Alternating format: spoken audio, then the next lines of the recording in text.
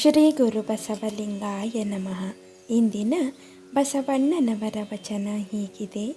ಕಾಲಲೊದೆದು ಬಡಿದು ಜಡಿವರಯ್ಯ, ಭಕ್ತಿಯೈದದೆಂದೆನ್ನ ಜರಿವರಯ್ಯ, ನುಡಿವರಯ್ಯ ಕೂಡಲ ಸಂಗನ ಶರಣರೊಡೆಯರಾಗಿ. ಈ ವಚನದ ಸಾರ ಹೀಗಿದೆ.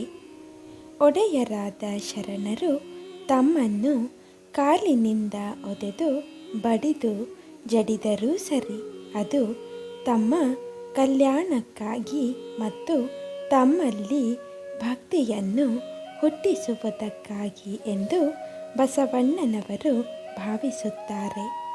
ಶರಣರು ನಿಂದಿಸಿ ನುಡಿದರೂ ಅದು ತಮ್ಮ ಪಾಲಿಗೆ ಅನುಗ್ರಹವೇ ಎಂದು ಹೇಳಿಕೊಳ್ಳುವ ಬಸವಣ್ಣನವರ ಈ ವಚನದಲ್ಲಿ ಭೃತ್ಯಭಾವದ ಅತಿಶಯವನ್ನು ಕಾಣಬಹುದಾಗಿದೆ.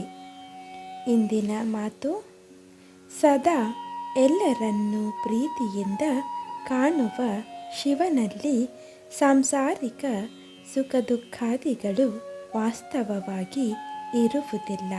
ಆದರೆ ವ್ಯಾವಹಾರಿಕ ಜಗತ್ತಿನಲ್ಲಿ ಜೀವಿಯ ರುಚಿಗೆ ತಕ್ಕಂತೆ ಬುದ್ಧಿಯು ಸುಖ ದುಃಖಾದಿಗಳನ್ನು ಅನುಭವಿಸುತ್ತಿರುವಂತೆ ನಟಿಸುತ್ತದೆ. ಈ ಪ್ರಪಂಚದಲ್ಲಿ ಕೆಲವು ವಸ್ತುಗಳು ಸುಖದಾಯಕವೆಂತಲೂ ಇನ್ನು ಕೆಲವು ದುಃಖದಾಯಕವೆಂತಲೂ ನಾವು ತಿಳಿದುಕೊಂಡಿರುತ್ತೇವೆ. ಆದರೆ ವಸ್ತುತಃ ವಿಚಾರಿಸಿದರೆ ಯಾವುದೇ ವಸ್ತು ದುಃಖವನ್ನು ಕೊಡುವುದಿಲ್ಲ, ಸುಖವನ್ನು ಕೊಡುವುದಿಲ್ಲ.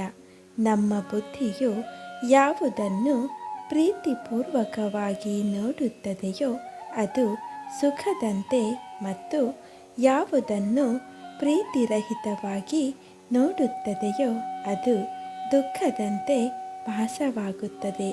ಇದರಿಂದ ಸುಖ ದುಃಖಾದಿಗಳು ವಸ್ತು ಅಥವಾ ವ್ಯಕ್ತಿಗಳಲ್ಲಿರುವುದಿಲ್ಲ. ಬದಲಾಗಿ ಇದು ಸುಖ ಮತ್ತು ಇದು ದುಃಖವೆಂಬ ನಿರ್ಣಯವನ್ನು ಬುದ್ಧಿಯೇ ಮಾಡುವುದರಿಂದ ಅವು ಬುದ್ಧಿಯಲ್ಲಿರುತ್ತವೆ ಎಂದು ತಿಳಿದುಬರುತ್ತದೆ. ಶರಣಾರ್ಥಿಗಳು.